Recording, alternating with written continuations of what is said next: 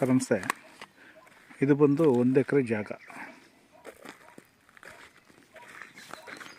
ರಾಮನಗರದಿಂದ just ಒಂದು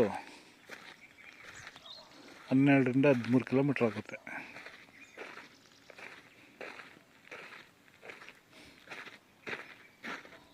full ಮಾವಿನ ತೋಟ, ಸಿಂಗಲ್ ಪಾಣಿ, ಜನರಲ್ ಪ್ರಾಪರ್ಟಿ ನೋಡ್ಬೋದು. ಬ್ಯಾಕ್ ಸೈಡ್ ಒಳ್ಳೆ ವ್ಯೂ ಇದೆ. ನಿಯರ್ SRS ಬೆಟ್ಟ.